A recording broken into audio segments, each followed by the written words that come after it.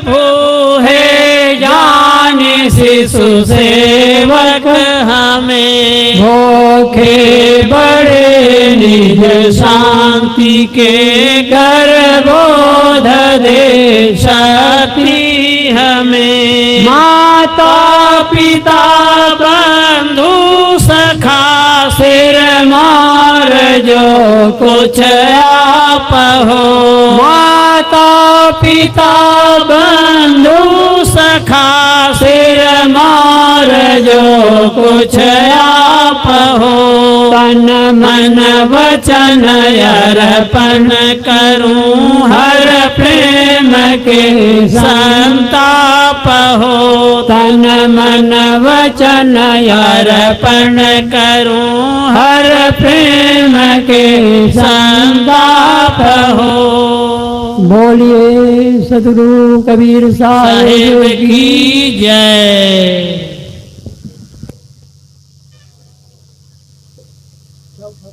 परम वेदराग संत परम श्रद्धेय संत श्री निष्ठा साहिब जी मिर्जापुर कबीर आश्रम बाराबंकी से पधारे हुए हैं। आचार्य गद्दा श्री जादव साहिब वाराणसी से पधारे हुए। परम श्रद्धेय परम वेदराग संत श्री प्रेम साहिब जी मेरे दाएं तरफ बैठे हुए, जो अभी काफी दूर तक दानदाओं की सूची सुना रहे थे, परम सम्माननीय संत श्री मुक्तेश्वर साहिब कबीर आश्रम नवापारा राजम से पधारे हुए। परम सम्माननीय संत श्री विचार साहिब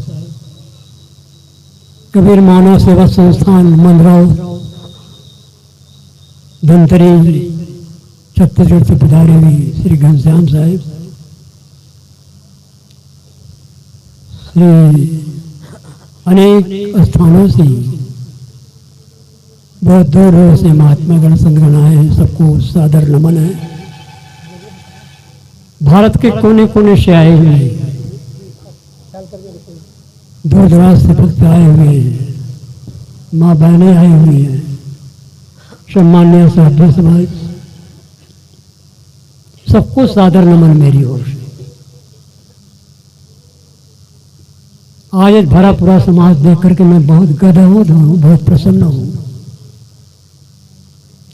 और मैं इन संत महापुरुषों को बहुत बड़ा उपकार मानता हूँ। थोड़ा सा निवेदन करने मात्र से ही, कभी ठुकराने का प्रयास नहीं करते, आ जाते दर्शन दे जाते हैं। बहुत सारी कठिनाइयों को सहते हुए चुपचाप अपना कार्यक्रम लेकर के अपनी अमृतवाणियों का पान करा करके चले जाते हैं। हम बहुत बड़ा उपकार मानते हैं, हम इनका उपकार बदला नहीं चुका सकते हैं। अभी आप चिंता तो लगी रहती है कि कार्यक्रम कैसे संपन्न हो। हमारे इस विषय पर हमारे अधिकारी साहब घनश्याम अधिकारी ने विवरण दिया ही है। मुझे दर्द ये इस बात की है, जीवनपुर कबीर मंदिर नहीं बना था। सन 1969 में ही गुरु संतों की शरण में आ चुका हूं। सन 1970 में ये जमीन खरीदी गई, 71 में बनना शुरू हुआ है और मैं उस आश्रम के और कर्मचारियों के साथ नींव जो खड़ी हुई उसके काम किया हूं। और कुछ घटिया कोटि के लोग कहते हैं ये छत्तीसगढ़ी लोग आके अधिकार जमाए हैं। ये आश्रम कुर्मी का समाज, श्री राम सूरत साहब कुर्मी भी ज्यादा रखते हैं, लेकिन जाति तो उनको छू नहीं गया था। जिनको लोग तेली कहते नहीं अगारे मूर्ख लोग, वो कहते हैं कि छत्तीसगढ़ी लोग आकर अधिकार जमा बैठे। बड़ा दर्द होता है। अगर ये दर्द होता कि मुक्ति में क्या कहते हैं कुर्मी का, तो कुर्मी लोग दिया होते किसी को। उन्होंने साधु देखा तो उन गुरुदेव की कृपा से जैसा भी हो, परम सम्मान्य संत श्री यहाँ संस्था के जो महामंत्री है, सारी देख रेख तो वही करते हैं। मैं तो बाहर से 2 पैसा आप लोग देते, मैं लाके दे देता हूँ और बहुत बड़ा काम करते धरते हूँ। आइए कुछ देर इन्हीं विचारों जो महात्मा लोग कहें उन्हें सुना देता हूँ आपके साथ। मैं कौन नहीं बातें सुनाऊंगा। पहले गुरुदेव श्री रविदास साहब जी की कविता सुना देता हूँ। सत्य का जिज्ञासु सत्य के वास्ते दर दर भटकता, सत्य का जिज्ञासु सत्य के वास्ते दर दर भटकता, भूल जाता जग विपिन में विविध विषयों में अटकता, सूर्य की द्युति रश्मियों में चांद की मोहक विभा में, सुन के इस अंतहीन 10 दिशाओं निशिदिवा में, उच्चतम हिमगिर शिखर पर गहनतम दद की तली में, निविड़तम वन कुंज में वो सरलतम जग की गली में, खोज कर वह हार जाता पर न मिलता सत्य उसको, खोज करके आज तक भी मिल सका है सत्य किसको। सत्य हो प्रिय कर सुखद हो और सत्य सत्य अपना, वह पदार्थ पृथक कहाँ है जिसकी मिलने की कल्पना। वह तुम्ही हो नित्य चेतन ज्ञान का यवचल खजाना, नित्य सत्य स्वरूप का स्मरण ही है मात्र पाना। नित्य सत्य स्वरूप में हर क्षण तुम्हें विश्राम होगा, आप काम या काम हो संसार से आराम होगा, आप काम या काम हो संसार से आराम होगा। बोले सदगुरुदेव की, और जोर से कहो बोलो सदगुरु कबीर साहिब की जय, संत समाज की जय, साहिब बंदगी साहिब बंदगी। हमें आपको मानव शरीर की भूमिका मिली हुई है। मानव शरीर प्राप्त करके जो करना चाहिए वही करने में लगे हैं। जीवन किससे कहते हैं? जड़ शरीर और जीव का संगम का जीवन कहलाता है। जड़ शरीर और जीव का विच्छेद हो गया, मृत्यु होगी, जड़ अलग जीव अलग। तो जिन तत्वों से शरीर की रचना हुई है, मैं तो जीवन पर निवेदन कर रहा था, कुछ विचार व्यक्त कर रहा था कि जिन तत्वों से शरीर बना है, मिट्टी, पानी, आग, हवा। आकाश को संख्या दृष्टि से गिना दिया जाता है। आकाश कोई तत्व नहीं है लेकिन गिना तो दिया जाता है। कारण कार्य की कटुट व्यवस्था है। कारण कार्य की कटुट व्यवस्था है। कारण कहते हैं समूह को। कारण कार्य की कटुट व्यवस्था है। कारण से ही कार्य बनते हैं। तो कारण से कार्य समूह ये शरीर है, आग का समूह सूर्य है। बहुत ध्यान से सुने मेरी बातों, मैं थोड़ी देर बोलूंगा। आग का समूह सूर्य है, जल का समूह नदी, सागर, तालाब है, मिट्टी का समूह धरती जिस पर बैठे हो, हवा का समूह एटमॉस्फेयर, इस वातावरण में जो हवा है, हम सांस ले रहे हैं, पंखा चल रहा है, पत्तियां हिल रही है। आग का समूह सूर्य है, जल का समूह नदी, सागर, तालाब है, मिट्टी का समूह जिस पर आप बैठे हुए हो, हवा का समूह एटमॉस्फेयर वातावरण में है। अब मैं व्याख्या तो किया जा रहा था, निवेदन कर रहा था। एक व्यक्ति खड़ा हो गया और वो कहता है, कहन महाराज आपने जड़ तत्वों का समूह तो बताया, कारण जड़ तत्वों का समूह तो बताया, लेकिन जीव का कारण नहीं बताया आपने कि जीव कहां से आ गया। समझे रहिए इस सिद्धांत को। आप पारक के मंच पर बैठे हुए हैं, सुने हुए आप। जड़ तत्वों का समूह तो आपने बता दिया, जीव का समूह तो नहीं बताया।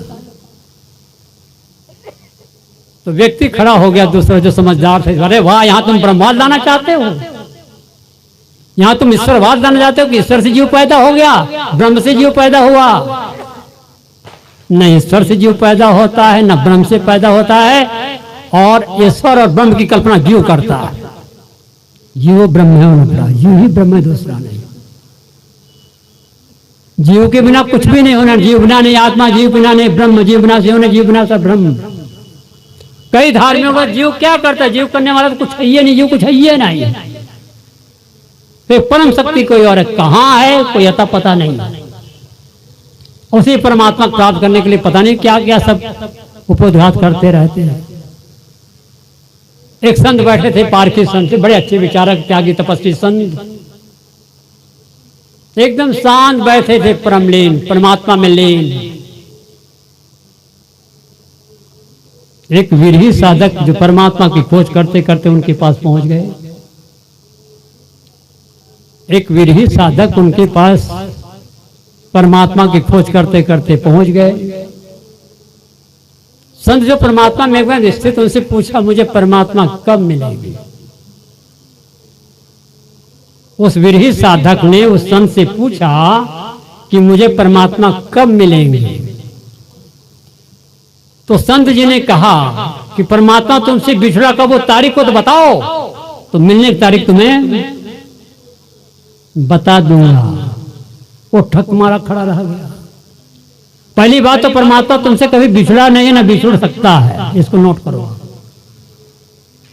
तुम्हारा वही जो तुमसे न छूटे, कभी भी कहीं भी तुमको न छोड़े, तुम्हारा परमात्मा राम। क्या आप लोग आए अपने अपने घरों से, भारत के कोने कोने से अपनी आत्मा घर में छोड़ के आए हो आप लोग? अरे हाँ तो कहो ना भाई, लेकिन हाँ कैसे कह दोगे? बोलो सदगुरुदेव की। आप परमात्मा घर में छोड़ के आए हो। पत्नी का संबंध बीच में होता है, नन्हे मुन्ने प्यारे बच्चों का बीच में होता है, खेती बाड़ी रुपये पैसे धन दौलत सब बीच में होता है, बीच में छूट जाता है। लेकिन आपका संबंध है आपसे एक सेकंड भी नहीं छूटता है। इन्हीं सारी बातों को याद रखो। समझ नहीं पाते तो जो नहीं छूट सकता है तुम्हारा वही जो तुमसे न छूटे, कभी भी तुमको कभी न छोड़े। यही पर एक कविता बार बार मुझे याद आया करती है श्री रविदास साहब जी की। सत्य तो कौन जगत है, क्या कैसा संबंध तुम्हारा, तू कौन जगत या क्या है कैसा संबंध, कभी बैठ करके नहीं तूने क्षण मात्र विचारा। बचपन से अब तक कितने मिलकर के छूट गए हैं, कितने संबंध प्रबल सपने सब टूट गए हैं। तू खोज रहा निसत को, पर कभी विचार किया है सब सत्यों का तो सत है जिस पर संसार दिया है। खोजना नहीं तुझको कुछ, केवल बस बच जाना है। जो कभी भी नहीं छूटता, चलते फिरते खाते पीते बैठते।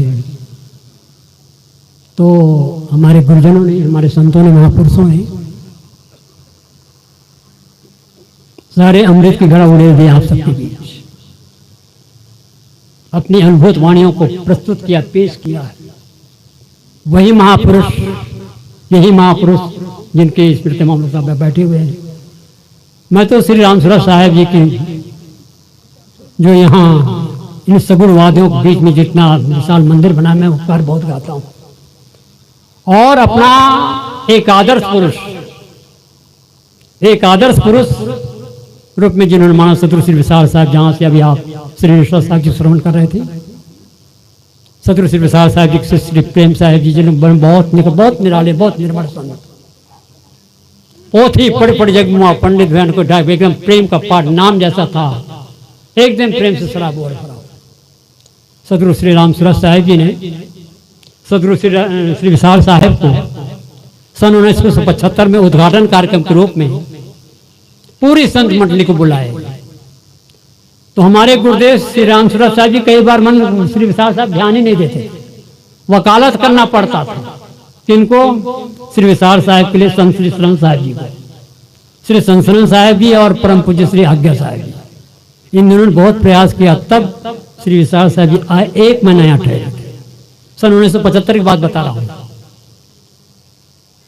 और साल में 2 बार श्री विशाल साहब के दर्शन करने जाया करते थे सदगुरु श्री रामसुरा साहब जी और यहाँ के महान संत सदगुरु श्री अभिलाष साहब।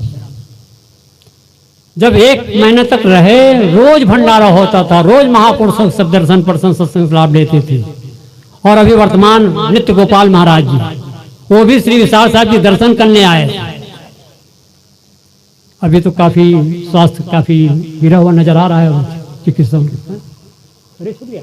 हमको पता भी नहीं था, देखो साहब बता रहे हैं श्री नित्य गोपाल महाराज सर छूटे, आपको मालूम था? नहीं छूटे, होता रहे।